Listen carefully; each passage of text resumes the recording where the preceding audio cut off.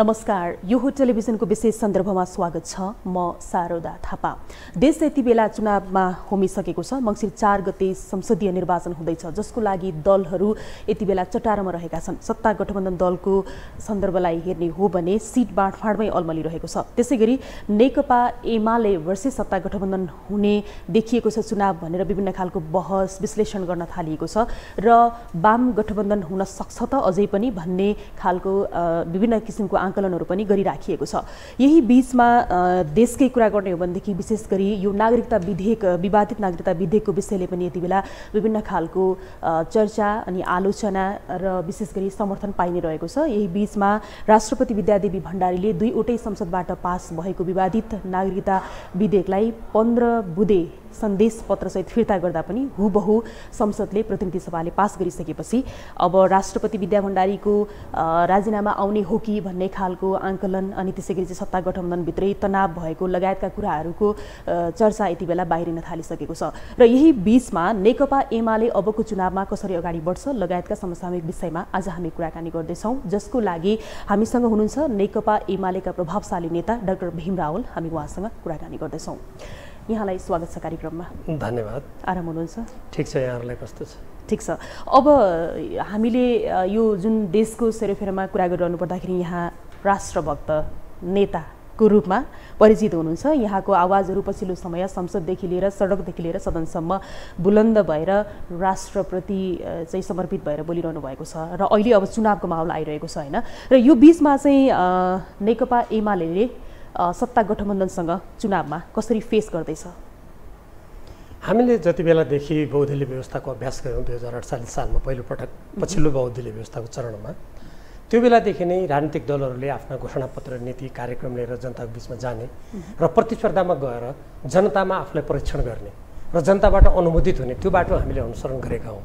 र हामीले 2 पटक संविधान सभाको निर्वाचन गरेर जुन नेपालको संविधान जारी गऱ्यौँ, त्यो नेपालको संविधानको धारा 269मा राजनीतिक दल निश्चित दर्शन, कार्यक्रम र सिद्धान्तको आधारमा सङ्गठित हुने, त्यसमा मानिसहरू त्यो विचारधाराको आधारमा लाग्ने र त्यो निर्वाचन आयोगमा दर्ता हुने र निर्वाचन आयोगले त्यो घोषणापत्र पनि त्यहाँ दर्ता हुने, त्यो घोषणापत्रमा जे कुरा उल्लेख गरेको छ राजनीतिक दलहरूले त्यसको लागि काम गर्ने कुरा स्पष्ट रूपमा उल्लेख गरेको छ। त्यसकारण अहिले जुन प्रकारले विपरीत सिद्धान्त भएका राजनीतिक दलहरू, उदाहरणको लागि नेपाली काङ्ग्रेस र नेकपा माओवादी केन्द्रको सिद्धान्त कहाँनिर मिल्छ? उदाहरणको लागि जसपा र राष्ट्रिय जनमोर्चाको सिद्धान्त कहाँनिर मिल्छ?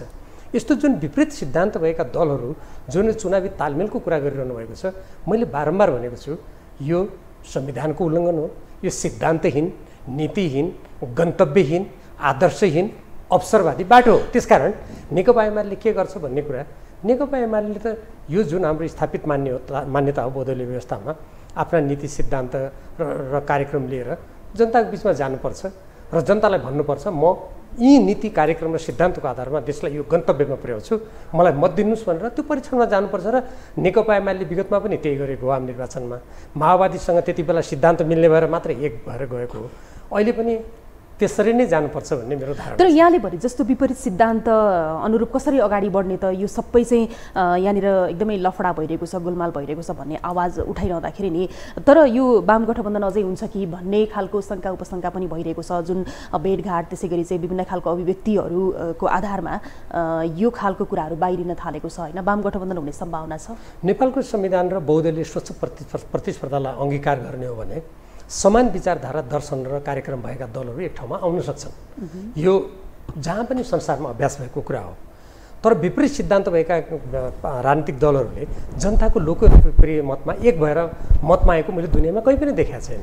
यो अवसरवाद हो, मैले अघि भने नि। तर स्थानीय तहको निर्वाचन यहाँले हेर्नुभयो नि, तपाईँले भने जस्तो विपरीत छु त्यसमा। त्यसकारण तपाईँले जुन अहिले भन्नुभयो कि वाम मोर्चा हुने सम्भावना छ त भन्नुभयो, यदि यो देशप्रति, जनताप्रति प्रतिबद्ध भएर यो राष्ट्रको स्वाभिमान, स्वतन्त्रता, यसको सर्वोपरि हितलाई ध्यानमा राख्ने हो भने ती वामपन्थी दल भनेर जसले आफूलाई भन्छन् उनीहरूले राष्ट्रको सर्वोपरि हितलाई ध्यानमा राखेर एक ठाउँमा आउनुपर्ने हो। र त्यस्तै गरेर जो मान्छेहरू आफूलाई पुँजीवादी या कथित उदारवादी प्रजातन्त्रको पक्षमा छु भन्छन् उनीहरू एक ठाउँमा आउनुपर्ने हो। यो त्यसकारणले गर्दा जहाँसम्म तपाईँले स्थानीय निर्वाचन र अहिलेको कुराहरूलाई प्रसङ्ग कोट्याउनु भयो, स्थानीय तहको निर्वाचनमा जुन प्रकारका तालमेलहरू देखे ती तालमेलहरू ती अवसरवादी तालमेल थिए। अहिले पनि मलाई के लाग्छ भने नि जुन यो केही राजनीतिक दलका नेताहरू तालमेलको कुरा गरिरहनु भएको छ नि, हेर्नुहोस् यसको राष्ट्रिय हित र स्वार्थसँग कुनै सम्बन्ध छैन। बरु यी दलका अमुक अमुक नेताहरू जनताबाट पराजित हुने भयबाट त्रासबाट यो नितान्त निहित स्वार्थको लागि यो तालमेलको कुरा गरिरहेको कुरा प्रष्टै छ। र जब यसरी निहित स्वार्थको लागि तालमेलको कुरा भएपछि त तपाईँले अघि भन्नुभएको जस्तो त्यहाँ त स्थानको भागभण्डा, को कुन निर्वाचन क्षेत्रमा लड्ने, को कुन निर्वाचन क्षेत्रमा लड्ने, त्यसमा तानातान हुनु, त्यहाँ सङ्घर्ष र अन्तर्विरोध हुनु त्यो अनिवार्य छ। किनभने त्यो कुनै सिद्धान्तमा आधारित छैन नि। तर तपाईँले सिद्धान्तमा आधारित छैन भनिराख्दाखेरि अघिल्लो पटक त नेकपा एमाले पनि नेकपा माओवादीसँग तालमेल गरेरै चुनावमा गएको होइन र? म दुईवटा कुरा गर्दैछु। एउटा समान दर्शन विचारधारा कार्यक्रममा का आधारमा त्यो तालमेल हुन सक्ने भयो। त्यति बेला के थियो भन्नुहुन्छ भने नेकपा एमाले र नेकपा माओवादी केन्द्र दुईटै मार्क्सवादी लेनिनवाद मान्ने दुईटै कम्युनिस्ट पार्टी थिए र उनीहरूले हामी निर्वाचनपछि एक पार्टी हुन्छौँ भनेर संयुक्त घोषणापत्र दिएका थिए। त्यसकारण तिनीहरू समान विचारधाराका थिए। तर स्थानीय विचार त मिलेन। होइन, समान विचारधाराका थिए, पछि त्यसलाई टिकाएर लान सकेन। नेतृत्वको कर्तव्य हुन्थ्यो, त्यो बेग्लै विश्लेषणको विषय छ। तर तपाईँले जुन अघि स्थानीय तहको निर्वाचनको कुरा कोट्याउनु भयो नि, त्यो स्थानीय तहको निर्वाचनमा नेकपा एमाले पनि अरू केही यस्ता राजनीतिक दलहरूसँग त्यति बेला तालमेल गरेको देखिएको थियो जोसँग नेकपा एमालेको सिद्धान्त मिल्दैन थियो। त्यो पनि गलत हो, म त्यो चाहिँ ठिक। अनि अहिलेका सत्ताधारित गठबन्धनकाहरूले सिद्धान्तहीन र विपरीत सिद्धान्त भएका पार्टीहरूसँग गरेको तालमेल मात्रै बेठिक, पहिले स्थानीय तहमा एमाले विचार नमिल्नेसँग गरेको तालमेल ठिक, म त्यो भन्दिनँ। किनभने हामी त यो देशलाई एउटा मूल्य मान्यता सिद्धान्त विचारको आधारमा समाजवाद उन्मुख प्रणाली ल्याउँछौँ भनेर वचनबद्ध छौँ नि। अनि नेताहरूले त्यो वचन सारा बिर्सेर अहिले जुन काम गरिरहनु भएको छ यसले हेर्नुहोस् देशमा भविष्यमा कुनै राजनीतिक स्वच्छ वातावरणको सिर्जना गर्दैन। त्यसो हो भने नेकपा एमाले अब कसैसँग तालमेल गरेर जाने त्यो खालको सम्भावना छैन?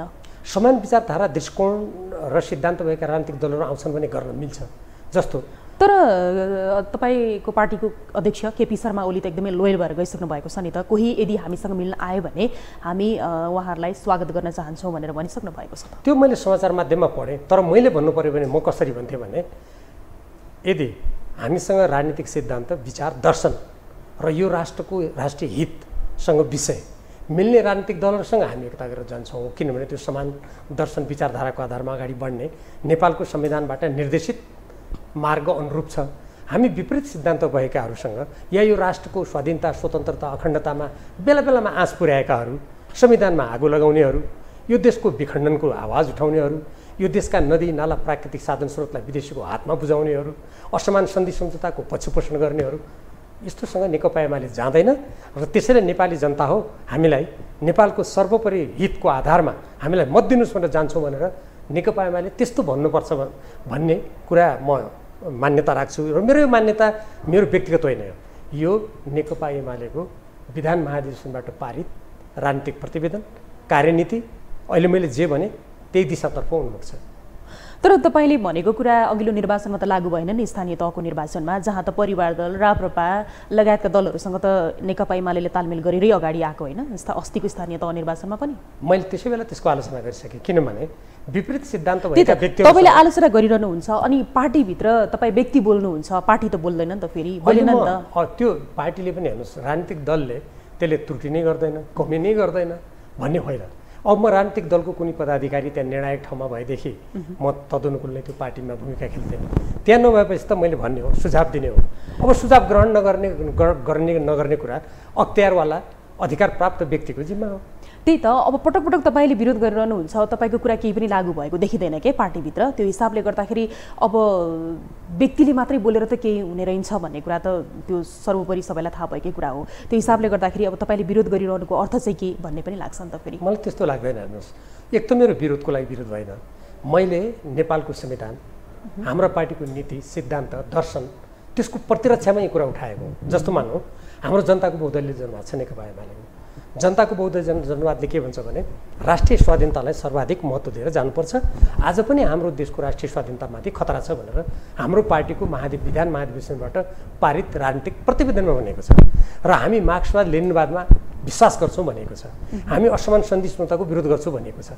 जब यस्ता घोषित नीतिहरूमा कतै तलमाथि पर्छ, कतै त्यसको मेल नखाने कुरा हुन्छ भनेपछि त एउटा पार्टी सदस्यको हैसियतले जुन मैले शपथ खाएको छु, म राष्ट्रको लागि निर्भीकताका साथ अगाडि बढ्छु भनेर मैले जुन शपथ खाएको छु, तदनुकूल मैले सुझाव दिने हो। अब त्यो सुझाव जसले निर्णय गर्ने अधिकार प्राप्त गरेको छ त्यो तहबाट कति सुनिन्छ कति सुनिँदैन त्यो उहाँहरूको कुरा हो।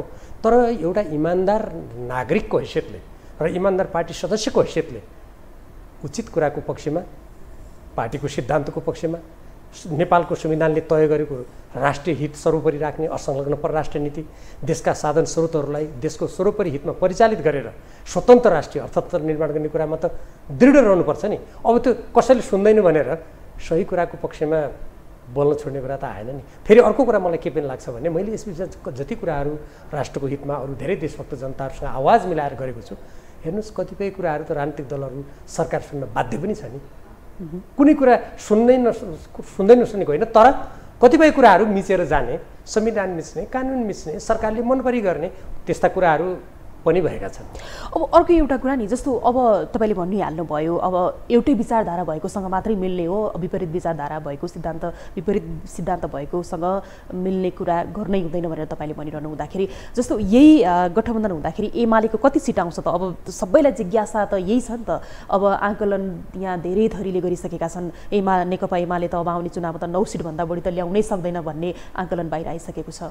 ती आकलनहरू कुनै गहिराई र तथ्यमा आधारित छैनन्।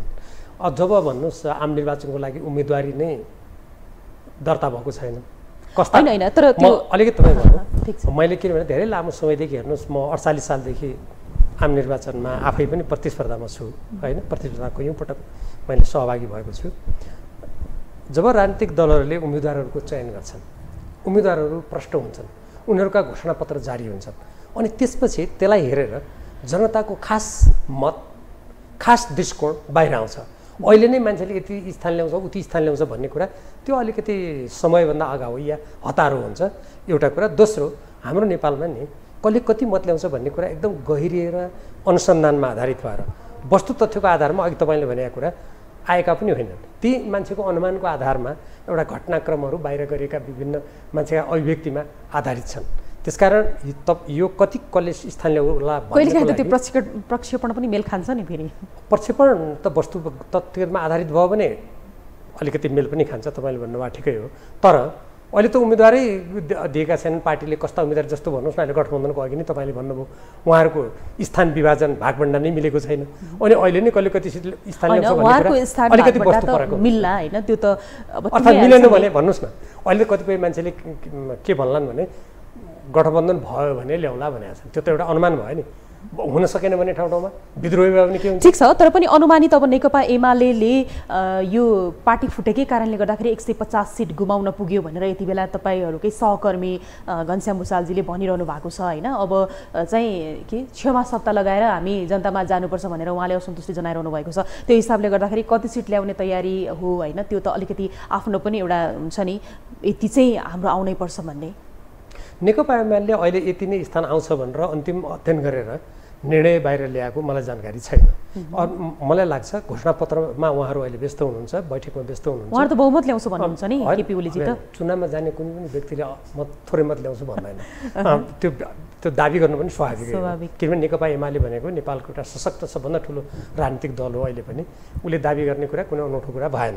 तर हामीले बाहिरबाट कति कसको आउला यदि हामीले कसैप्रति पूर्वाग्रह नराखेर भन्ने हो भने त्यसको लागि मलाई के लाग्छ भने अहिले अलिकति हतारो हुन्छ, यो समयभन्दा अगावै हुन्छ। किनभने यसको लागि एउटा परिदृश्य स्पष्ट रूपमा सतहमा आइसकेको अवस्था अहिले छैन।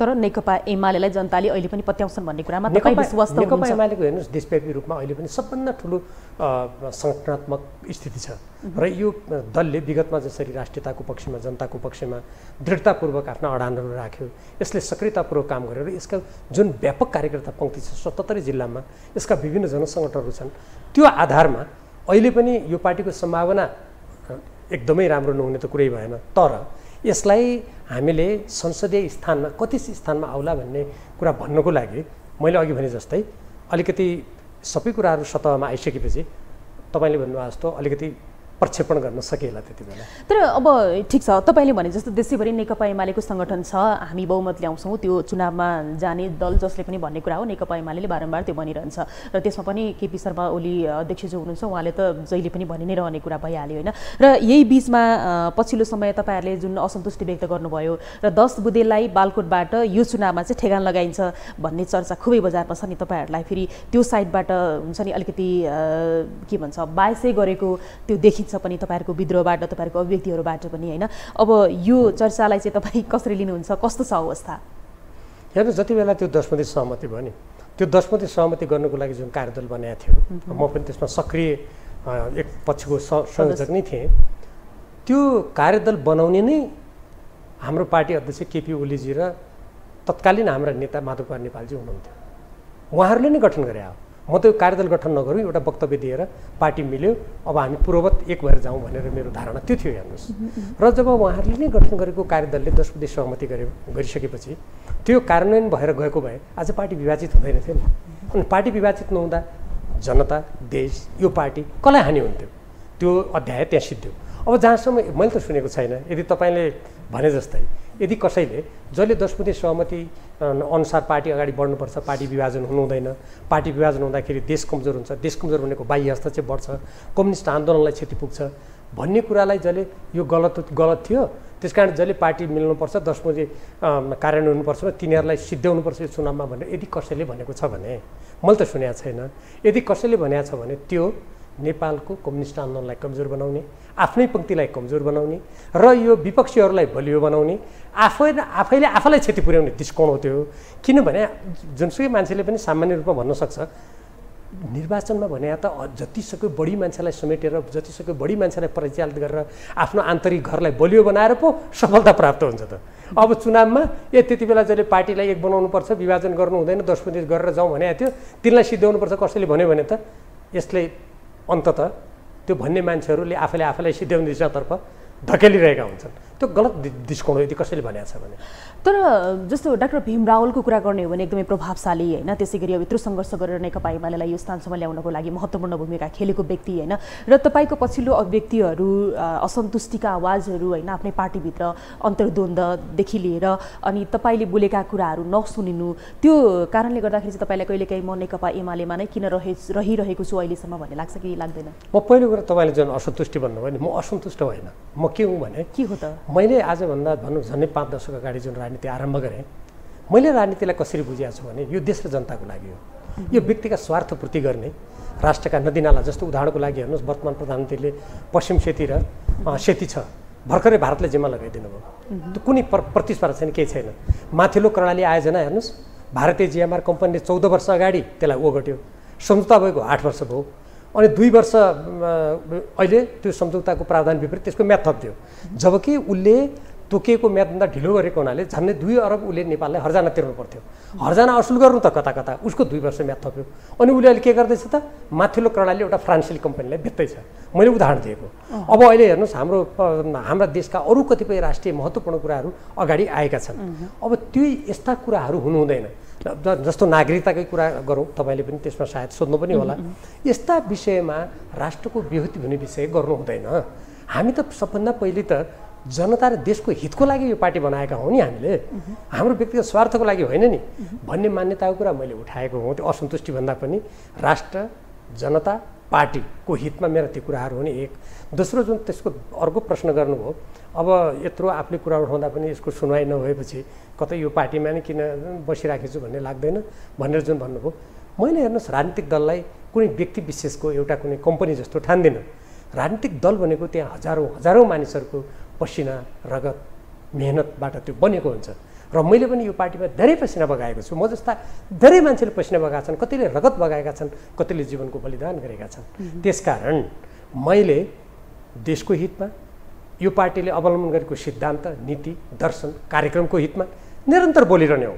किनभने हिजो पञ्चायती व्यवस्थामा, निरङ्कुश व्यवस्थामा त जेल राजकाज मुद्दा अनेक हामीले सामना गऱ्यौँ नि, त त्यो बेला पनि कतिपय मान्छेलाई लाग्दो होला कि यी 2-4 जना मान्छेले किन बोलेको होला भन्ने हुन्थ्यो।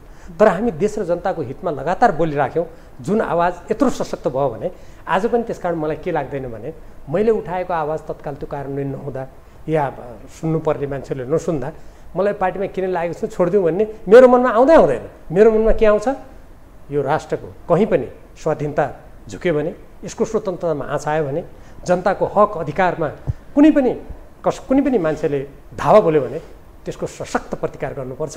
देशभक्त नेपाली जनताहरू एक दिन उठ्छन्, जसले यो राष्ट्रलाई कमजोर बनाउने खेल खेल्छ तिनीहरू धराशायी हुन्छन् भन्ने मेरो बलियो विश्वास छ। अब चुनाव आउँदैछ, तपाईँले नि नेकपा एमालेबाट टिकट पाउनुहुन्छ? त्यो म भन्न सक्दिनँ। किन भन्नुहुन्छ भने अहिले म जुन निर्णय गर्ने ठाउँ हो नि म त्यहाँ छैन। र फेरि मैले अघि नै भने म जोड्न चाहन्छु, म यसलाई व्यक्तिगत स्वार्थसँग राजनीतिलाई जोड्नै हुँदैन भन्ने मेरो मान्यता छ। ठिक छ, राजनीति गर्ने क्रममा व्यक्ति पदमा जान सक्छ, स्वाभाविक हो। म पनि देशको प्रधानमन्त्रीसम्म पुगेँ, उपाध्यक्षमा पुगेँ। त्यो काम गर्ने क्रममा त्यो जिम्मेवारीहरू आउँछन्, त्यो स्वाभाविक हो। तर कतिपय मान्छेले गर्छ नि रात दिन मैले टिकट कतिलाई पाउने, एक धक्को धाकै मैले त्यस्तो मान्यता राख्दिनँ। र अहिले पनि अब अख्तियार प्राप्त व्यक्तिहरूले उहाँहरूका के छन् धारणा, कसो छन्, मैले अहिलेसम्म केही सुनेको छैन। मलाई कसैले केही भनेको पनि छैन। मैले त्यसमा कुनै सरकार राखेको पनि छैन। म चिन्ता गर्दा पनि गर्दिनँ। होइन, तपाईँले चिन्तै गर्दिनँ भन्नुहुन्छ, नेकपा एमालेको प्रभावशाली नेता हुनुहुन्छ अनि चुनावमा नउठ्ने भनेको होइन। यस्तो हुन्छ, दलीय व्यवस्थामा छ, पार्टीको निर्णय मान्नुपर्छ। अब व्यक्तिगत रूपमा म कहाँ उठ्छु उठ्दिनँ भन्ने कुराको खासै अर्थ हुँदैन। होइन, पार्टीले टिकट दिएन भने तपाईँ के गर्नुहुन्छ त? ल दिएन अरे होइन, म त्यसरी अहिले म सोच्न चाहन्न। म कस्तो भने अलिकति मेरो विषय राजनीति शास्त्र कानुन पनि भए हुनाले म अहिले यथार्थपरक र वस्तुपरक बाटोमा हिँड्न चाहन्छु। म अहिले टिकट दिएन भने, गरेन भने के होला, म अहिले त्यो अनुमान गर्ने भन्दा जुन बेला यो होला नि, जुन बेला नदिने काम होला वा दिने काम होला वा अर्कै होला, त्योभन्दा हो त्यही बेला निर्णय गर्नु बढी बुद्धिमानी होला भन्ने। स्वतन्त्रबाट उठ्ने हो भनेको नि त? होइन, म स्वतन्त्र, म त नेकपा एमालेको अहिले पनि प्रतिनिधिसभाको सदस्य हो नि। यहाँलाई थाहा होला, अछाम नेपालको एउटा अत्यन्त पिछडेको अछाम जिल्ला जस्तो ठाउँमा त्यहाँ हेर्नुहोस् नेकपा एमालेको केही पनि थिएन पहिले।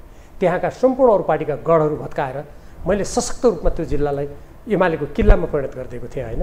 म त्यसरी आएको र अहिले पनि त्यहाँका जनताले जसले मलाई यहाँसम्म पुर्याए उहाँहरूप्रति म कृतज्ञता यसै पनि छँदैछु। तर परिस्थिति फरक भइसक्यो नि त अहिले। होइन, परिस्थिति मेरो लागि मैले फरक ठानेको छैन। जो मान्छेहरू पार्टी छोडेर के गरे उहाँहरूले ठान्नु भयो होला।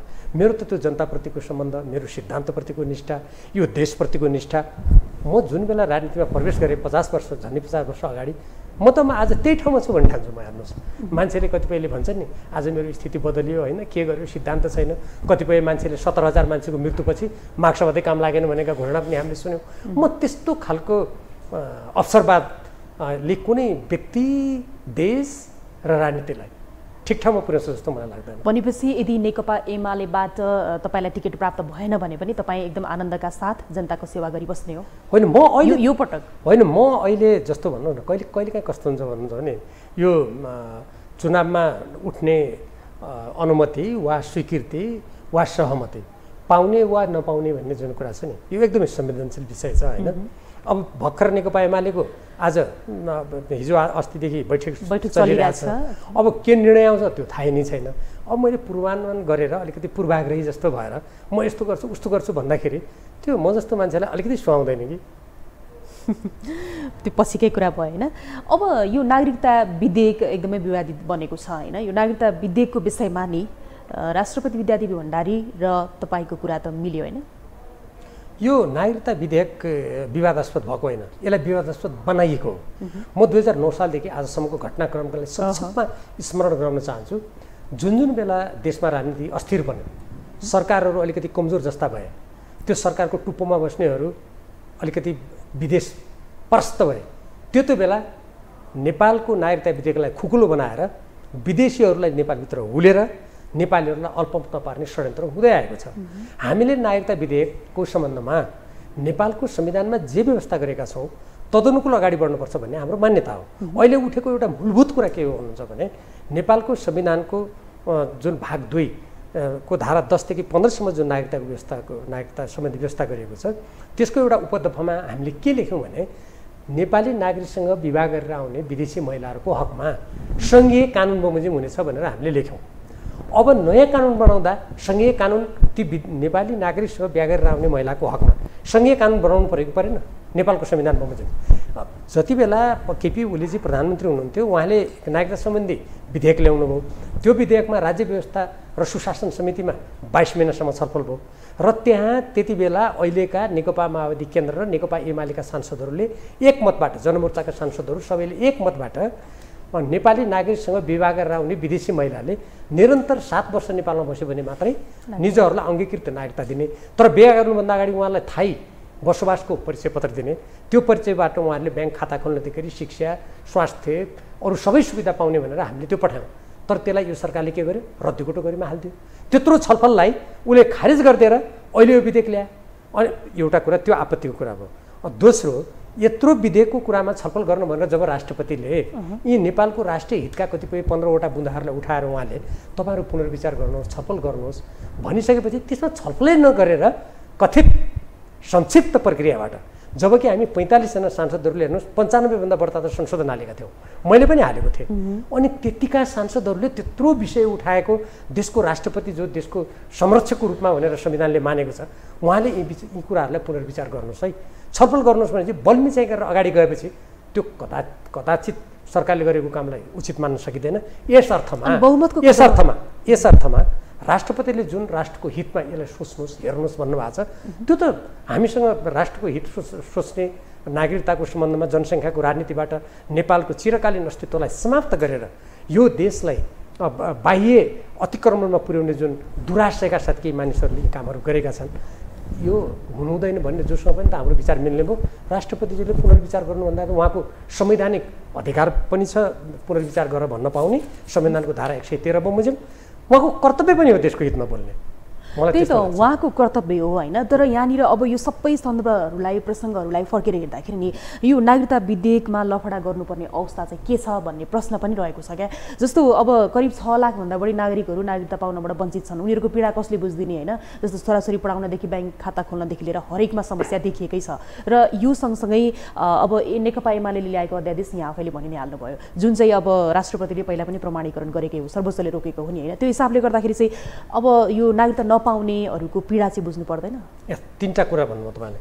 पहिलो अध्यादेश जुन त्यति बेला आएको हो, त्यो अध्यादेश संविधानको धारा 114 बमोजिम राष्ट्रपतिबाट त्यसमा कुनै प्रश्न उठाउने, फिर्ता गर्ने उहाँलाई अधिकारै छैन।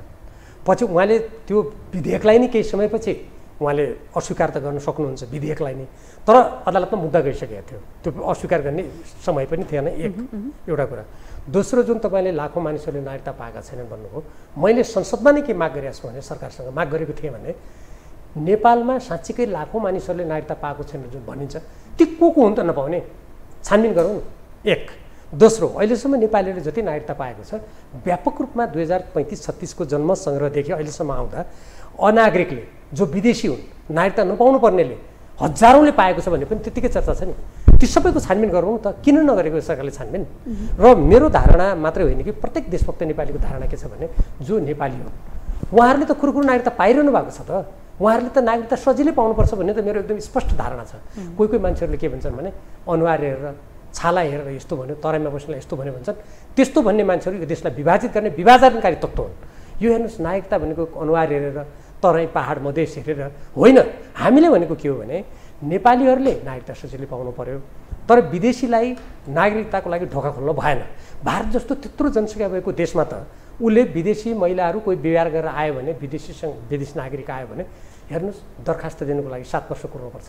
जब भारत यो सन् 2023 संसारको सबभन्दा बढी जनसङ्ख्या भएको देश हुँदैछ, अनि हाम्रो जस्तो देश, चीन र भारत जस्तो विशाल जनसङ्ख्या भएको देशको बिचमा यस्तो संवेदनशील राजनीति भएको देशमा नागरिकता खुकुलो पार्नुपर्छ, सबै मान्छेलाई यहाँ ल्याउनुपर्छ भन्ने कुरा के हाम्रो राष्ट्रिय हितमा हुन्छ त? यो कुरा हामीले उठाएका हौँ। अब अर्को कुरा, यसै प्रसङ्गमा जुन तपाईँले ती जुन नागरिकहरूको प्रति संवेदनशील नहुने त, अनि त्यति बेला केपी ओलीजी प्रधानमन्त्री हुँदा अध्यक्ष ल्याउँदा त्यही कुरा हुने, अहिले चाहिँ नहुने भन्ने जुन प्रसङ्ग ल्याउनु भयो। पहिलो कुरा त जुन व्यक्तिहरूले नागरिकता पाएका छैन, जो नेपाली हुन्, नेपालीले त नागरिकता अहिले पनि पाउने त कानुन छँदैछ नि त, कुरो कसले रोकेको छ? छैन नि। यहाँ त्यो होइन विवाद। यहाँ विवाद के हो भने, जो व्यक्तिहरू विदेशी पहिले थिए, जो नेपालमा आएर जो अङ्गीकृत नागरिकता लिन्छन्, ती अङ्गीकृत नागरिकता लिने व्यक्तिले पर्खिनुपर्छ केही समय भन्ने हो। जस्तो भनौँ, तपाईँ हामी भनौँ, हामी वंशजको आधारमा जो नागरिक छौँ नेपालीहरू, हामीले हेर्नुहोस् नागरिकता लिनु जन्मेपछि कति वर्ष कुर्नुपर्छ? 16 वर्ष। हामीलाई पनि त 12 वर्षमा दियो हुन्थ्यो नि त, किन दिँदैन? किन 16 वर्ष लगाएको? जब जो नेपालमा जन्मेका वंशज नागरिकका सन्तानले त 16 वर्ष कुर्नुपर्छ, कतिलाई 13 वर्षमा दिए पनि हुन्थ्यो नि त, किन दिँदैन? अनि बाहिर विदेशबाट यहाँ आइसकेका महिलाहरूले, विदेशी नागरिकले, नेपालीसँग बिहा गरेका विदेशी नागरिक महिलाले, अनि उहाँहरूले चाहिँ तुरुन्त बिहा गरेर बित्तिकै आउने नागरिकता पाउनुपर्ने, अनि त्यसपछि सांसद हुनु पाउने, मन्त्री हुने, कुनै देशले दिन्छ यस्तो भारतले दिएको छ, बङ्गलादेशले दिएको छ, चीनले दिएको छ, जापानले दिएको छ, अमेरिकाले, बेलायत कुन देशले दिएको छ यस्तो तर्क गर्नेले भन्नु पर्यो। त्यसकारण यो कसैप्रति विभेद गरेको होइन कि यो राष्ट्रको चिरकालीन स्वाधीनता, स्वतन्त्रता, अखण्डता बचाउनको लागि गरेको यो तर्क हो। र जुन अध्यादेशको चाहिँ उति बेला ल्याउने अहिले त्यसो भन्यो भन्ने जुन तर्क दिएको छ, एक त मैले संविधानको धारा 114 को कुरा गरिहालेँ। दोस्रो कुरा, केपी ओलीजी प्रधानमन्त्री हुँदा उहाँले दिएको कानुनमा त राज्य व्यवस्था तथा सुशासन समितिले 22 मिनटसम्म छलफल गरेर उसले त प्रतिवेदन दिइसक्यो त। यदि केपी ओलीजीले पनि त्यहाँ कुनै कुरा छुटाउनु भएको रहेछ, कुनै कुरा अपुग भएको रहेछ भने त्यत्र सार्वभौम संसदका सांसदहरूले जनताबाट निर्वाचित प्रतिनिधिले त्यो राज्य व्यवस्थाबाट त्यत्रो प्रतिवेदन पेश गरेपछि अनि त्यसलाई अस्वीकार गर्ने अधिकार यो सरकारले कहाँबाट आउँछ? यति गम्भीर विषय रहेछ र हो होइन, यो यति गम्भीर विषय थियो भने नि नेकपा एमाले यो विधेयक पारित गर्ने बेलामा किन छोडेर हिँडेको त?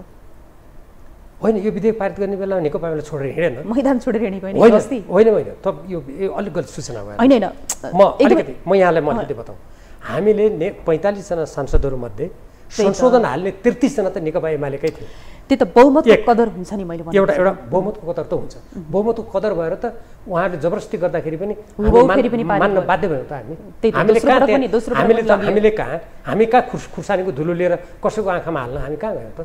संविधान बनाउने बेला मैले देखाएको छु त्यहाँ बहुमतले निर्णय गर्दा मान्छेहरूले कस्ता कस्ता दृश्य यहाँलाई पनि सम्झना होला नि। कुर्सीहरूको हालत के भयो, माइकहरूको हालत के भयो हामीले देखाएको छौँ नि। त्यो त हामीले गरेनौँ नि त। त्यस कारण बहुमतको कदर गरेन भन्ने त कुरै आएन। तर यो सरकारलाई जान्छ यो प्रश्न, तपाईँले जुन प्रश्न गर्नुभयो, राज्य व्यवस्था समितिबाट 22 मिनट त्यत्रो बहुमतले पारित गरेको जो आज उहाँहरू बहुमतको दुहाई दिनुहुन्छ, अनि राज्य व्यवस्था समितिले बहुमतले पारित गरेको कुरा किन नमानेको हो? अहिलेको गठबन्धन सरकारमा मन्त्री हुनुहुन्छ होइन, उहाँ राज्य व्यवस्था समितिको सभापति हुनुहुन्थ्यो शशि श्रेष्ठजी, उहाँले नै प्रतिवेदन प्रतिनिधि सभामा पेश गर्नुभएको हो। अनि आज उहाँहरू आफैले गरेको निर्णय राष्ट्रहितमा किन मान्नुहुन्न? अनि त्यो पार्टीका अध्यक्ष दिल्लीमा गएर वार्ता गरेर फर्केपछि यो नागरिकताको सब मैले गरेँ भन्ने, अनि जापान गएर आफ्नो देशको राष्ट्रपतिलाई विदेशबाट धम्क्याउनु, यो कुनै नैतिकताको कुरा हो? आपत्तिजनक कुरा होइन। ठिक छ, हाम्रो देशभित्र हामी विवाद गरौँला, मतभेद गरौँला, एकअर्काको आलोचना गरौँला, तर आफ्नो देशको प्रधानमन्त्री, आफ्नो देशको राष्ट्रपतिलाई, अझ राष्ट्रपति जस्तो एउटा सम्मानित संस्थालाई अनि विदेशबाट गएर ललकार्ने कुरा यो मिल्छ? त्यसकारण उहाँहरूले उल्लङ्घन गर्नुभएको छ। हेर्नुहोस् यो मूल्य मान्यता हामीले केही पनि गरेका छैनौँ। हामीले त अघि तपाईँले जुन भन्नु नागरिकता विधेयक पारित हुने बेलामा हामी छोडेको हिँडेको होइनौँ, हामीले त्यसको विपक्षमा मत दिएका हौँ। अब राष्ट्रहितको बारेमा यति धेरै कुरा गर्नुहुन्छ होइन, जस्तो तपाईँले नै गरेको कुरामा गभर्नरको केसमा किन नहोस्, एमसिसीको केसमा किन नहोस् होइन, त्यसै गरी चाहिँ अब नागरिकता लगायतको यो विषयहरूमा जसरी तपाईँले विरोधका आवाजहरू उठाउनुहुन्छ नि, अब तपाईँ व्यक्ति, मैले अघि पनि जोडेको थिएँ यो कुरा होइन, व्यक्ति बोल्नुहुन्छ, सायद पार्टी नै बोलेको भए केही निर्णय हुन्थ्यो कि भन्ने जिज्ञासा पनि हुँदो रहेछ क्या आम मानिसहरूमा चाहिँ। नागरिकता विधेयकमा त पार्टीले नै बोलेको हो, हामीले पार्टीले नै सँगै गरे आउँ हेर्नुहोस् होइन। जस्तै त्यस्तै राज्य साझेदारीको अमेरिकाको जसका 10 मुद्दाहरू जुन बाहिर आएका थिए नि, हेर्नुहोस् त्यो 10 मुद्दा साँच्चीकै अगाडि बढाएको। यदि सरकारले बढाएको थिएन भने किन अनुसन्धान हुँदैन, किन छानबिन हुँदैन? हामीले अन्तर्राष्ट्रिय सम्बन्ध समितिबाट त्यो पत्र बाहिर ल्याउनुपर्छ भनेर माग गऱ्यौँ। मैले विशेष समय लिएर संविधान प्रतिनिधि सभामा बोलेँ, अरू साथीहरूले बोल्नुभयो, अरू सांसदहरूले बोल्नुभयो, सभामुखले त त्यसमा निर्देशन नै दिनुभयो त्यसको कार्यान्वयनको लागि। अहिलेसम्म हेर्नुहोस् त्यो अमेरिकाले लिएको पत्र बाहिर किन ल्याएको? नेपाल जस्तो मुलुकले अब हेर्नुहोस् ठुल्ठुला शक्ति राष्ट्रको यहाँ सैनिक अभ्यास गर्नुपर्ने के आवश्यकता छ भन्नुहोस् त? हिजो जुन बेला नेपाल द्वन्द्वमा थियो, नेपालमा हिंसात्मक द्वन्द्व भइरहेको थियो, त्यो बेला कतिपय शक्ति राष्ट्रहरूसँग मिलेर गरेका कतिपय सुरक्षा प्रबन्धहरूलाई अब हाम्रो नयाँ संविधान आइसक्दाखेरि त्यसलाई अगाडि बढाउन मिल्छ? त्यसकारण म यहीँबाट के भन्न चाहन्छु भने हाम्रो नेपालको संविधानको हाम्रो जुन असङ्लग्न परराष्ट्र नीति पञ्चशीलका सिद्धान्तमा संयुक्त राष्ट्रको बडापत्रका सिद्धान्तमा आधारित हाम्रो परराष्ट्र नीति छ, तदनुकूल अगाडि बढ्नको लागि अब हाम्रो देशलाई हामीले शान्ति क्षेत्र घोषणा गर्नुपर्छ। हामीले कुनै पनि ठुला देशहरूसँग हामीले सैनिक अभ्यास अब गर्नु हुँदैन। किन चाहियो हामीले सैनिक अभ्यास? ती ठुला देशले त मिच्ने हुन्, थिच्ने हुन्, हाम्रा सारा साधन स्रोत बाहिर लिने हुन्। अब यसैसँग सम्बन्धित अहिले भन्नुहोस् न गोर्खा भर्ती सन्धिको कुरा गरिहाल्छु म उदाहरणको लागि। 1947मा त्यो बेलाको निरङ्कुश जहानीय राणा शासन ढल्ने बेलामा मोहन शमशेरले आफ्नो सत्ता जोगाउनको लागि हामी नेपाली जनताको टाउकोमा त्रिपक्षीय सन्धि 1950को सन्धि थोपरे। त्यो पहिले गोर्खा भर्ती सन्धि पनि पहिलेदेखि नै हुँदै थियो, त्यसलाई अझ उहाँले त्यति बेला नवीकरण गरियो। अब अहिले के हुँदैछ? बेलायतमा भूतपूर्व गोर्खाहरू, सिङ्गापुरमा काम गर्ने ब्रिटिस गोर्खाका भूतपूर्व सैनिकहरू, प्रहरीहरू सबै के भनिरहेछन् भने यो असमान अपमानजनक सन्धि यो खारेज हुनुपर्छ भनिरहनु भएको छ। उहाँहरूलाई असमान तरिकाले व्यवहार गरिएको छ। बेलायत सरकारले सिङ्गापुर र ब्रुनाई नेपालीहरूलाई पठाउँछ, अनि ब्रुनाई र सिङ्गापुरले दिने जुन पारिश्रमिक हुन्छ नि त्यो त्यहाँको सरकारले दिएको सबै नदिएर बिचमा आफू कमिसन खान्छ। एउटा राज्यले अनि नेपाल सरकार ठुलो ठुलो रमिता हेर्छ। म बेलायतका भूतपूर्व गोर्खाहरूले पठाउने जुन रकम छ विदेशी मुद्रामा त्यो रकम नेपालको ब्याङ्कमा हुँदैन हेर्नुहोस्, त्यो भारतको ब्याङ्कमा जान्छ अनि भारतले हामीलाई भारू दिन्छ। यस्तो पनि कुनै देशको एउटा स्वाभिमानी सरकारले ठुलो ठुलो हेर्न मिल्छ? एउटा भर्खरै हेर्नुहोस्, अब भारतले एउटा अग्निपथ आयोजना भनेर सुरु गरेको छ। हेर्नुहोस् त्यो अग्निपथ आयोजना भनेको उसले के गर्दैछ भने आफ्ना देशका नागरिकहरूलाई 17 देखि 23 वर्ष पुगेका नागरिकहरूलाई 4 वर्षको लागि भर्ना गर्ने र जुनसुकै ठाउँमा पनि खटाउन पाउने, जुनसुकै आदेश पनि उनीहरूले मान्नुपर्ने, तर उनीहरूलाई अरू सेना सरहको निवृत्तिभरण सुविधा उनीहरूले नपाउने, छोड्ने बेलामा केही रकम एकमुष्ट दिने, अरू नपाउने, त्यो उसले निर्णय गरेको छ। भारतको आन्तरिक आफ्नो नागरिकको लागि उसले निर्णय गरोस्, म भारतको आन्तरिक मामलामा केही पनि बोल्न चाहन्न, त्यो उसको अधिकारको कुरा हो।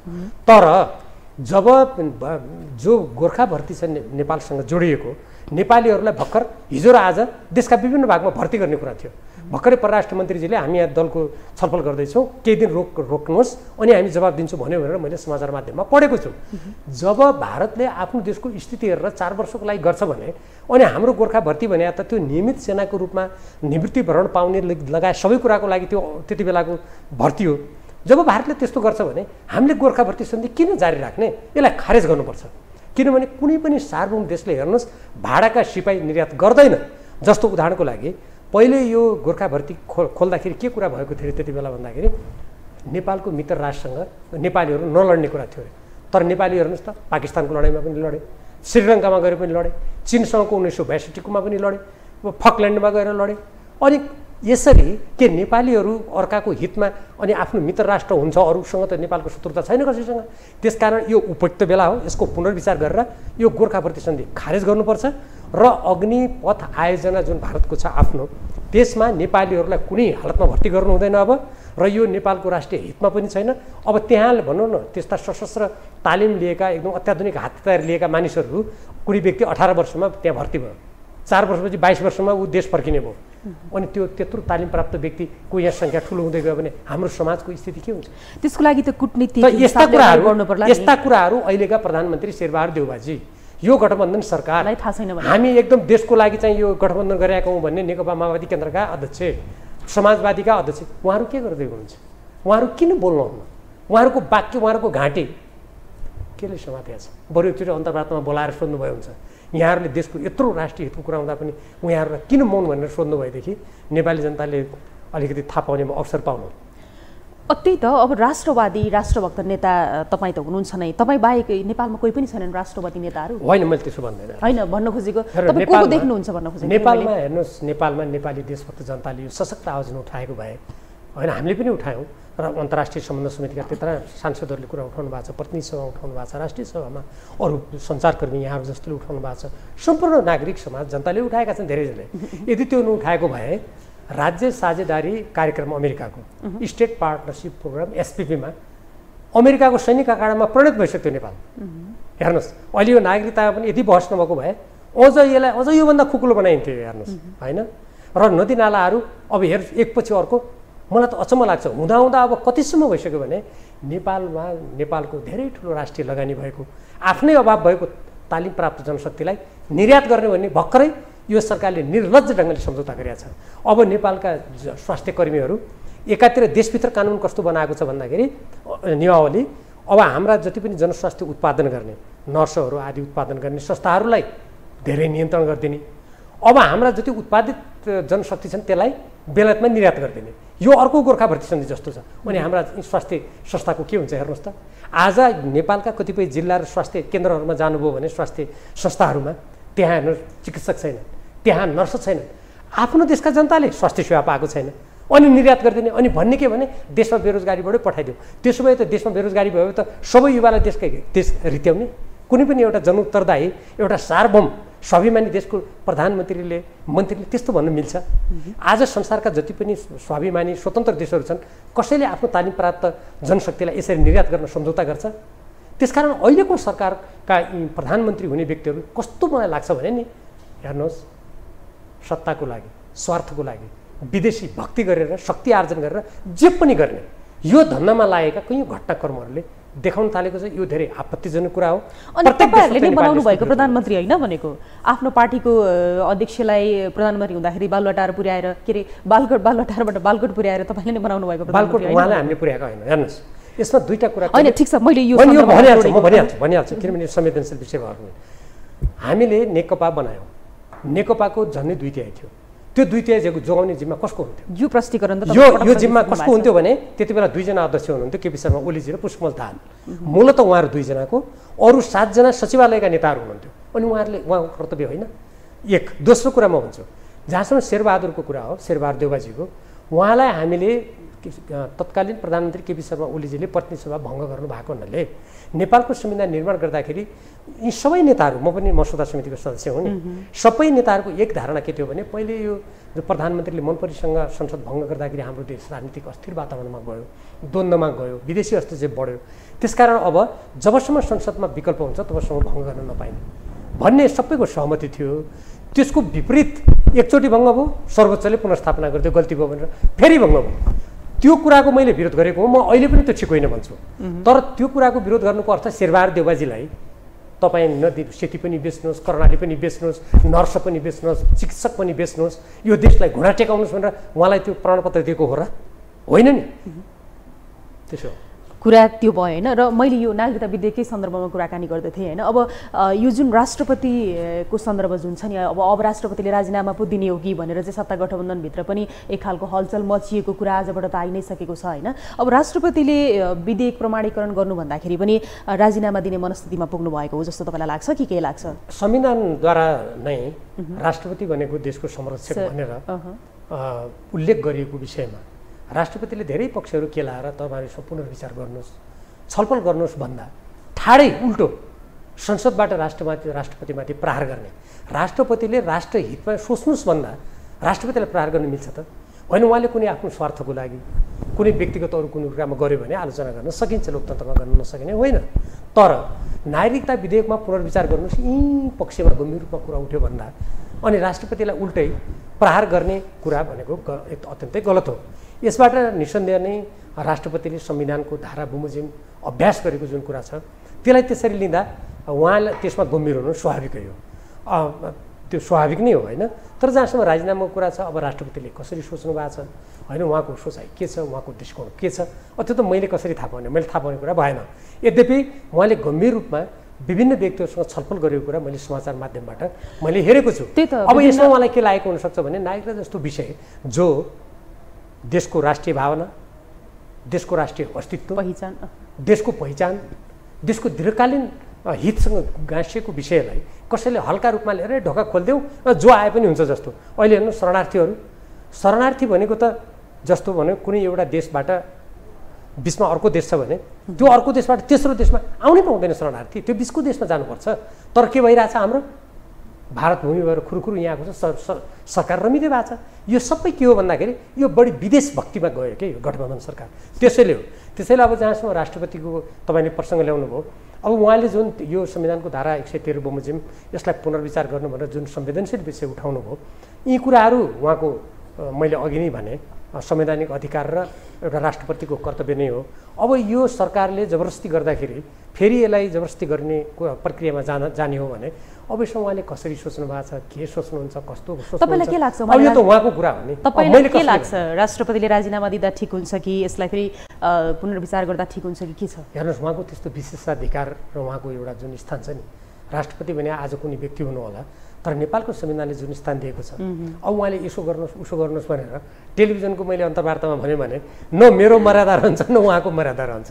त्यस कारण यो उहाँले नै सोच्ने कुरा। ठिक छ, उहाँले सोच्ने कुरा भयो होइन। अब अहिले राष्ट्रपति विद्यादेवी भण्डारीज्यूले चाहिँ बारम्बार सैनिक अधिकारीहरूलाई भेटिरहेको कुरा यहाँले अघि पनि भनिहाल्नु भयो, त्यो समाचारमै आइसकेको छ निरन्तर रूपमा उहाँले। अनि मैले त कानुन व्यवसायी पनि भेटेको समाचार पनि पढेँ होइन, कानुन व्यवसायी, अब त्यही त मैले भनेको कानुन व्यवसायी सैनिक अधिकारीहरू भेटिरहेको समाचारहरू आइरहेको बेलामा चाहिँ अब यो हिसाबले चाहिँ राजनीतिमा आउने विचार छाँटकाँट उहाँले देखाउनु भएको कि भन्ने पनि छ क्या, त्यो देखिएको हो? त्यो त मलाई जानकारी छैन। हेर्नुहोस् होइन, जबसम्म कुनै व्यक्ति त्यस्तो स्थानमा एउटा संवैधानिक दृष्टिकोणबाट उच्च स्थानमा रहेको व्यक्तिले कसरी सोचेको छ, के सोचेको छ, त्यो कुराको ठोस अभिव्यक्ति नआउँदासम्म अनुमानको आधारमा भन्दाखेरि अलिक त्यो धेरै सतही कुरा हुन्छ। र म त हेर्नुहोस् र अनुसन्धानमा यस्तो गहिरो अध्ययनमा विश्वास गर्ने व्यक्ति अब कुनै ठोस कुरा नपाई अब मैले यत्तिकै उहाँ राजनीतिमा आउनु थाल्नु भन्यो भने त्यो धेरै अलिक सतर्क होइन। अहिले यो एकदमै धेरै कुराहरू बाहिर आइरहेको भएर के अब मैले समाचार माध्यममा त मैले पनि पढिरहेको छु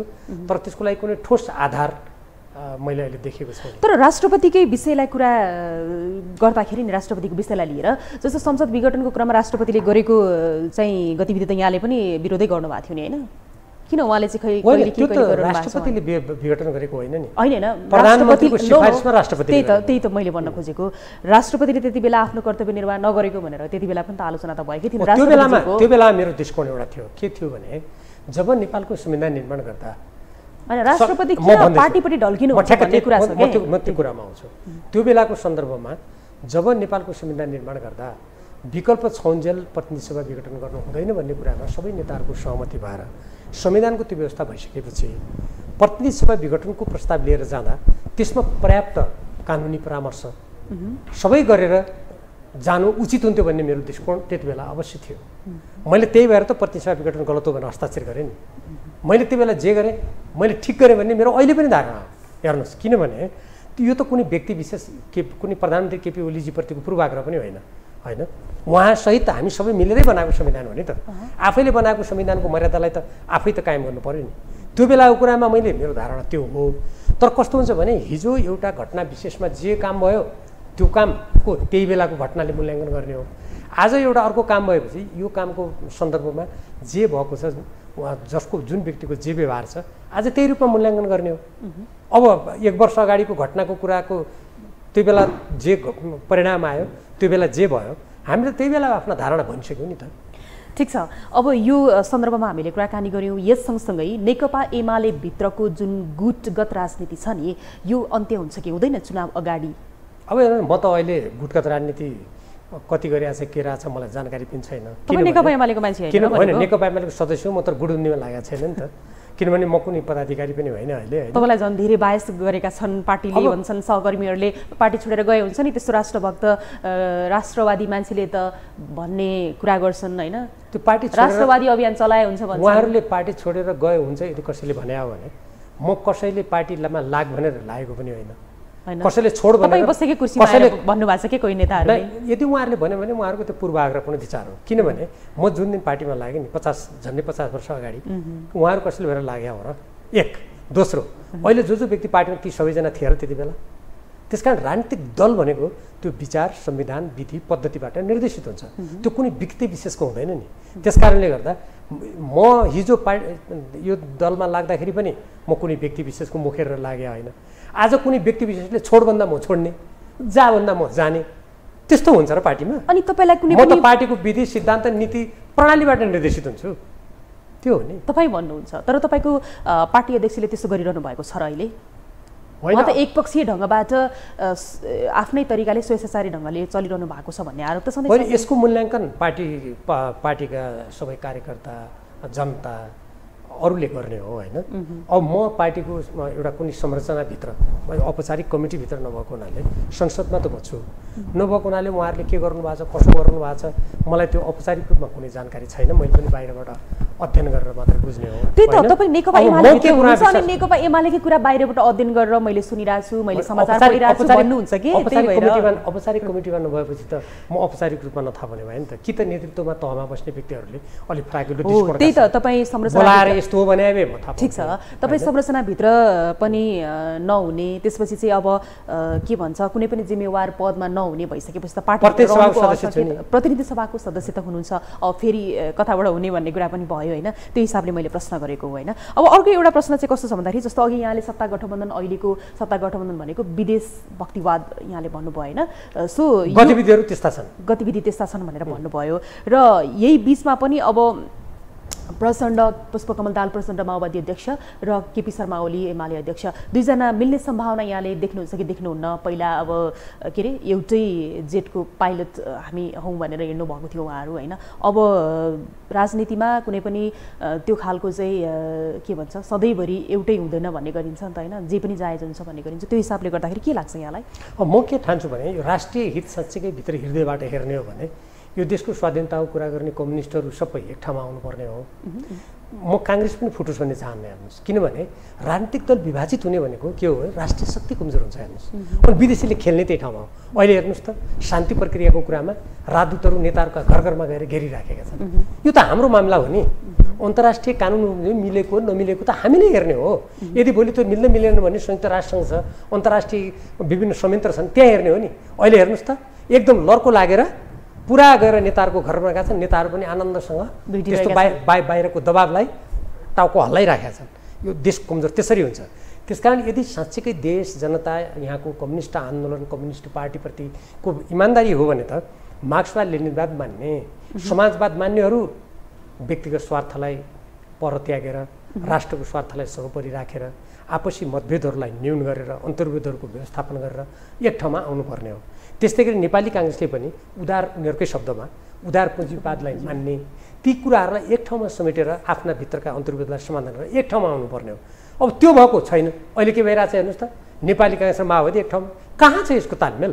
त्यस कारण यो मैले अघि नै भने यो सिद्धान्तहीन कुरा हो। त्यस कारणले गर्दा अब जहाँसम्म अहिले नेकपा माओवादी केन्द्र र नेकपा एमाले एक ठाउँमा आउने अवस्था छ कि छैन भन्ने तपाईँको प्रश्न छ।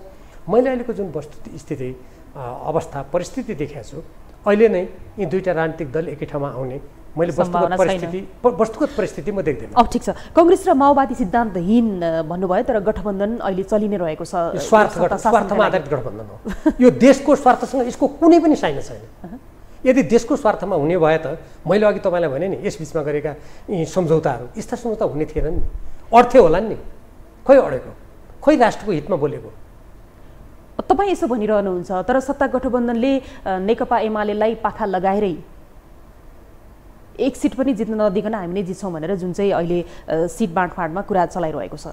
यदि उहाँहरू साँच्चीकै लोकतन्त्रमा विश्वास गर्नुहुन्छ, संविधानलाई मान्नुहुन्छ भने उहाँहरू कारण दिनुहोस् न त। नेकपा एमालेलाई पाखा लगाउनुका कारण यी हुन् भन्नुहोस्। कतिपय मानिसहरू भन्छन् हिजो प्रतिनिधि सभा विघटन गरे हुनाले प्रतिगमन गर्यो। यो फजुलको तर्क हो। प्रतिनिधि सभा विघटन गरेको कुरा त त्यसै बेला विरोध भएर प्रतिनिधि सभा त पुनर्स्थापना भइ नै सक्यो। अब आउने चुनावपछि पनि प्रतिनिधि सभा विघटन हुन्छ, अमुक व्यक्तिले गरिरहन्छ, प्रतिगमन गर्छ भनेको यो के हो भन्दाखेरि आफ्नो चुनाव जित्ने एउटा दाउ मात्रै हो। त्यसकारण उहाँहरूले जहाँसम्म हामी खतम पार्छौँ के पार्छौँ भनेकोमा उहाँहरू खतम पार्नुहुन्छ एकछिन मानौँ होइन, नेकपा एमालेलाई खतम पार्नुहुन्छ अरे। उहाँहरू लिम्पिया धुरा लिपुले के गर्नुहुन्छ, भारतसँगको 1950को सन्धि के गर्नुहुन्छ, प्रबुद्ध व्यक्ति समूहसँगको प्रतिवेदन के गर्नुहुन्छ, यो नर्स नेपालको जनशक्ति निर्यात गर्ने कुरा के गर्नुहुन्छ, राज्य साझेदारी कार्यक्रम अमेरिकासँगको पत्र लगायत त्यो के गर्नुहुन्छ, अहिले विदेशी सैनिकको यहाँ अभ्यास चलिरहेछ त्यो के गर्नुहुन्छ, उहाँहरू भारतसँगको अग्निपथ उहाँ के गर्नुहुन्छ, अहिले सारा दलाल पुँजीपतिहरूको हातमा देशको अर्थतन्त्र गइसक्यो त्यो उहाँ के गर्नुहुन्छ, कृषि क्षेत्र सम्पूर्ण रूपमा त्यो पुनरुत्पादन नहुने बिउले तराई क्षेत्र ढाकेर सारा हामी आज चामल एक वर्षमा गएको वर्ष मात्र 45 अरबको हामीले धान चामल आयात गऱ्यौँ, त्यो के गर्नुहुन्छ भन्नुहोस् न त उहाँहरू। अनि बुझौँला कि उहाँहरूले एमालेलाई खतम गर्छु भने त यी समस्या समाधान गरेर यो बाटो पो जानु खोजिएको छ भने बल्ल भनौँला।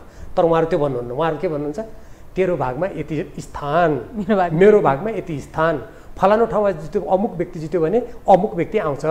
कोही कोहीले त कतिसम्म भने मैले चर्चा सुनेको छु भने फलानु ठाउँबाट मसँग यति पैसा छ, म यो पैसा फलानु अमुक अमुक व्यक्तिलाई यहाँ खर्च गर्छु, म स्वतः मन्त्री हुन्छु। यो पनि देशको लागि सोच्ने कुरा हो। यो निर्वाचनपछि प्रधानमन्त्री प्रचण्ड नै बन्नुहुन्छ अरे नि? त्यो त मलाई थाहा छैन। पहिले त जनताले जिताएर पठाउनु पर्यो। हेर्नुहोस् हामीले कुनै बेला भित्तामा राष्ट्रपति भनेर टाँसिया पनि देखेकै हौँ। त्यस कारणले गर्दा जनताले पहिलो कुरा त जनताले मत दिनु पर्यो। म नेपाली जनतालाई के आह्वान गर्न चाहन्छु भने नेपालको राष्ट्रिय हितको विरुद्धमा काम गर्ने जो छ सबैलाई पराजित गर्नुहोस्। यदि भीमरावले आफ्नो इतिहासमा कहीँ पनि नेपालको राष्ट्रिय हित विपरीत काम गरेको छ, नेपाली जनताको हित विपरीत बोलेको छ भने भीमरावलाई पनि पराजित गर्नुहोस्। म त्यो आह्वान गर्न चाहन्छु। किनभने जो व्यक्तिहरू आफैले बनाएको संविधानप्रति प्रतिबद्ध छैन, इमान्दार छैन, जनताप्रति इमान्दार छैन, राष्ट्र हितप्रति इमान्दार छैन, कहिले चाहिँ दिल्ली, कहिले वासिङटन, कहिले कहाँ भौतारिएर अनि चाहिँ आफ्नै राष्ट्रलाई कमजोर बनाउने विदेशीसँग साँड गर्ने काम गर्छ। सुन्नु, जबसम्म नेपाली जनताले त्यसलाई पराजित गर्दैनन् नेपाली जनताको स्वाधीनताको झन्डा उचा हुनै सक्दैन। त्यसो हुँदा नेकपा एमालेका धेरै नेताहरूले हार्ने भयो त। नेकपा एमालेलाई पनि त त्यही आरोप लागेर आफैले बनाएको संविधान नमानेर संविधान कुल्चिएर चाहिँ यो खालको देशमा अराजकता निम्त्याइयो भन्ने आरोप छ नि। नेपाली जनताले सूची बनाउनुहोस्। क भन्ने व्यक्तिले यी राष्ट्रिय हितको विपरीत काम गर्यो, ख भन्नेले यी काम गर्यो। अब तुलना गर्नुहोस् नि जस्तो क भन्नेले 2टा गल्ती गरेछ, ख भन्नेले 10 गरेछ भने 10 गर्नेलाई पहिले पराजित गर्नुहोस् हैन। अब त्यसमा कति नगरेकोलाई प्राथमिकतामा जिताउनुहोस्। यदि नेपाली जनताले त्यसो नगर्ने हो भने त हेर्नुहोस् यो राष्ट्रको हित विपरीत काम गर्ने मान्छे कहिले पनि चेत्दैन, उसलाई चेतावनी नै हुँदैन। चेतावनी दिने नै जनताले आफ्नो मतबाट हो। त्यसकारण जनताले मत दिँदाखेरि कसको 2 पैसा क्षणिक, कसको कुन स्वार्थ, त्यसमा नलागेर यो राष्ट्र र भोलिको आउने पुस्ता र आज आफ्नै लागि पनि यो राष्ट्रको स्वाधीनता, स्वतन्त्रता, अखण्डता, यसको हित, यसका साधन स्रोत नेपालको हितमा लगाउने कुरा सोचेर जनताले मत दियो भने सबैलाई चेतावनी हुन्छ। अनि नेपालको राष्ट्रको हित विपरीत विदेशीको भक्ति गरेर सत्तामा जान खोज्नेहरू पराजित भएपछि अरू मान्छे त्यो बाटोमा लाग्दैन। ठिक छ, अब यो हामी कार्यक्रमको अन्त्यमा पनि आइसक्यो। तपाईँलाई नसोधी नहुने एउटा प्रश्न, यो सङ्क्रमणकालीन न्याय सम्बन्धी विधेयकको नि विरोध भयो होइन, यो विरोध गरेर सधैँ द्वन्द्वको घाउ बल्झाइरहने हो? हेर्नुहोस्, यो सत्य निरूपण मेलमिलाप आयोग र बेपत्ता व्यक्तिको जुन पत्ता लगाउने सम्बन्धी आयोग बनेको छ नि, यो जो व्यक्तिहरू प्रधानमन्त्री भए उहाँहरूले अहिलेसम्म किन पुरा नगरे? मैले यो संसदमा राजनीतिक दलका बैठकमा बारम्बार उठाएको छु। अब यसैमा टेकेर हेर्नुहोस्, अहिले ठुला शक्ति राष्ट्रहरू हेर्नुहोस् त नेताहरूलाई घेर्न गएका। यो त नेपालीहरूले जब हामी शान्ति प्रक्रियाको कुरा नेपालीहरू हामी आफैले गरे हो नि। म गृहमन्त्री हुँदाखेरि नेपाल माओवादीका तत्कालीन लडाकुहरू जो थिए शक्तिखोरमा नेपाल सरकारको मातहतमा माधव कुमार नेपाल प्रधानमन्त्री हुनुहुन्थ्यो। पुष्पकमल दाहाल र माधव कुमार नेपालले त्यहाँ घोषणा गर्नुभएको एकछिन म भन्छु। त्यसकारण यो सत्य निरूपण मेलमिलाप आयोग लगायतका जो सङ्क्रमण न्यायका कुरा हामी गर्छौँ, यो त नेपालका नेताहरूले तत्काल टुङ्ग्याउनु पर्ने कुरा हो। यो नेपाल र नेपाली जनताको माथि तरबार झुन्ड्याइरहने, अनि त्यो तरबार झुन्ड्याएर देखिहाल्नु नि शक्ति राष्ट्रका राजदूतहरू कुदेको हेर्नुहोस् त। सुन्नुहोस्, यी देशका जो अहिले यहाँ राजदूतहरू कुदेको हामी देख्यौँ नि, ती देशमा गएर अरू देशका राजदूत त्यसरी कुद्न दिन्छन्? यहाँलाई समय र विचारको लागि धेरै धेरै धन्यवाद। धन्यवाद। दर्शकवृन्द, हामी यति बेलासम्म यो टेलिभिजनको विशेष सन्दर्भमा आज देशको समसामयिक विषयमा कुराकानी गरिरहेका थियौँ नेकपा एमालेका प्रभावशाली नेता डाक्टर भीम रावलसँग। उहाँसँगको यो कुराकानीसँगै आजको लागि विशेष सन्दर्भको समय सकियो। यो टेलिभिजन हेर्दै गर्नुहोला। शारदा थापा बिदा हुन्छु। नमस्कार।